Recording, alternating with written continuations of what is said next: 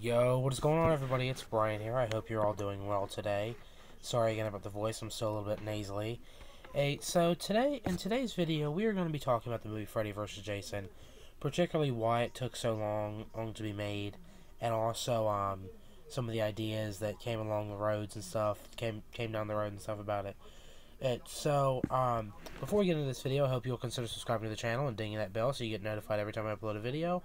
Also, as always, is like, share, favorite, subscribe, all that stuff before we get into the video, and let's get right into this video. Freddy vs. Jason, if you don't know what that movie is it's a horror movie from 2003. It's got the two of like the most famous horror movie villains, slasher movie villains, Freddy Krueger and Jason Voorhees. Freddy Krueger from Nightmare on Elm Street franchise and Jason Voorhees from Friday the 13th franchise. So, initially, these movies came out both in the 80s.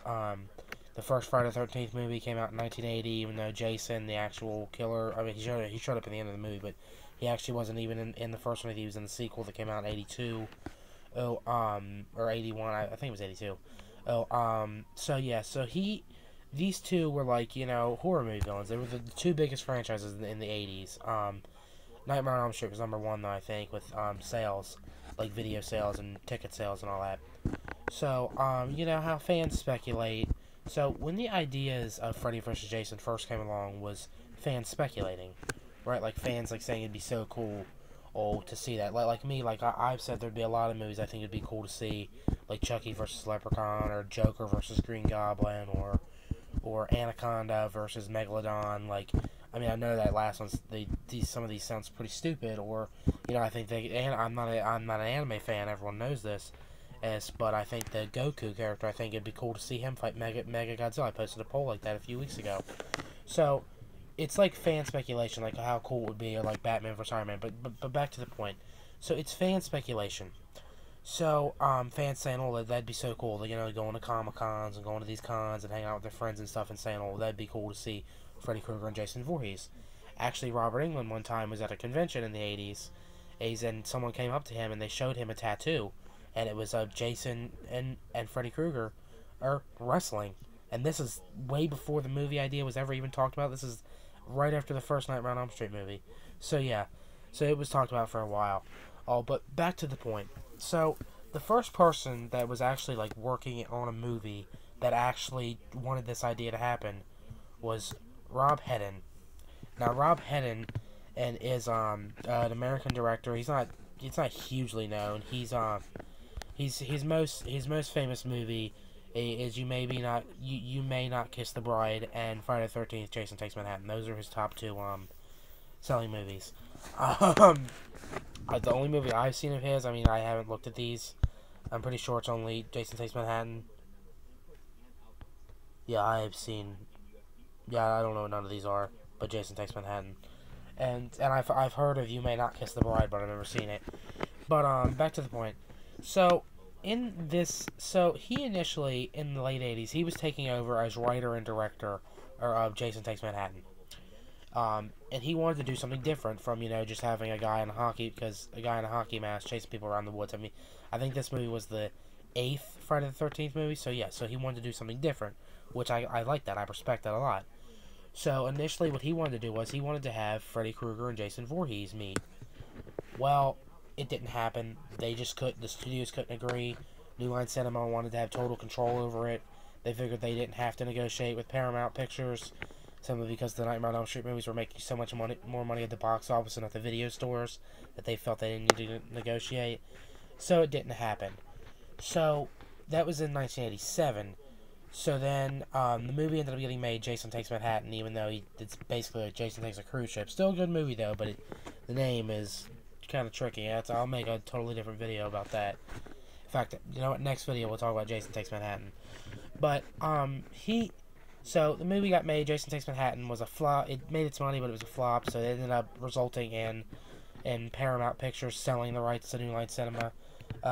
So a couple years later, this guy from Titanic. Now he's known as the guy from Titanic. Hold on, I'm gonna search this for everybody. The cast of Titanic. Let's find this guy. Where is he at? So this guy's involved. You're probably gonna be wondering why you're talking about the Titanic. This guy's actually involved in it, but I can't. Here he is, Louis Abernathy. So this guy right here, he's not as, this is his, like, his most famous movie here. Like, he was in the Titanic as the guy that was wearing the Hawaiian shirts and stuff. So he wrote a script to a movie. It was called A Nightmare on Fred Street, or some. I'm not sure the exact name. It was called A Nightmare on Jason Street, or something like that. But he wrote a script to it, and it was, some parts were very entertaining apparently, and some parts were very, like, kind of out there, like, kind of like whoa, like what are you talking about, man? Like, very weird and corny. So it actually was the main premise of the movie was there's this cult of like, they're like demon worshippers, but they're called Freddy worshippers. These teenagers, they're worshiping Freddy Krueger. They're trying to, like, contact him. So they're killing animals and stuff. It's that's the sickening part about it. I hope they're not killing animals. I think I heard that on the thing. But they're, like, you know, they're evil. They're initially demon worshippers, but they're worshiping Freddy Krueger. So initially, that's the main premise of the movie. They're trying to bring back Freddy Krueger, and they end up bringing back Freddy Krueger, and he ends up killing people in their dreams again. And, you know, it's Freddy Krueger. Robert Englund's going to be Freddy Krueger, being all joking and stuff and dark and all that dark humor. But what was going to happen then was there was going to be this girl. Her boyfriend was going to get killed by Freddy Krueger. And this was the kind of part that was kind of it was kind of interesting, but then kind of not at the same time. Her boyfriend initially got killed.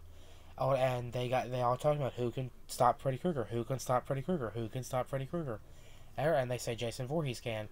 So they actually go down. This is after Friday the 13th, or Jason Goes to Hell, the final Friday. This is after this movie. So that they go down to Crystal Lake. His body's all blown apart there.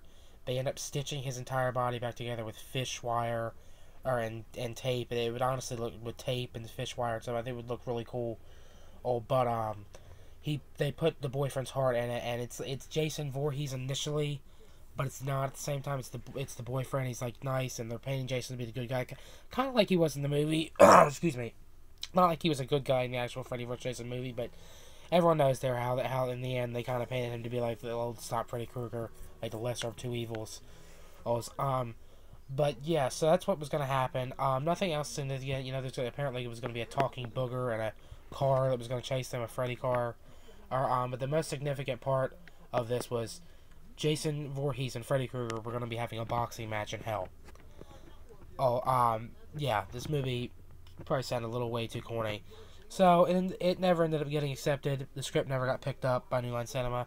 New Line Cinema was actually not focusing on Jason at the time. They were actually focusing on what to do with Leatherface, since they had just made a big movie, Leatherface Texas Chainsaw Massacre 3, which I will make a video on that too. It's a big movie. That movie had failed, so they were figuring out what to try to do with that. So in the 90s, they ended up having another Freddy Krueger movie, Wes Craven's New Nightmare. Pretty good movie. And then all throughout the 90s, you had all these talks of so many different ideas. They wanted to do this, because at the end of Jason Goes to Hell, all Freddy Krueger's hand comes up and grabs the mask down. So initially, that means that they confirmed it, and it was supposed to be just a little Easter egg. It wasn't supposed to be a joke. It wasn't supposed to be serious, but people took it seriously. So they were bringing in all these directors and writers to try to make a movie. So I can't talk about all the ideas. That would make this video way too long, but there's a couple that really stood out to me.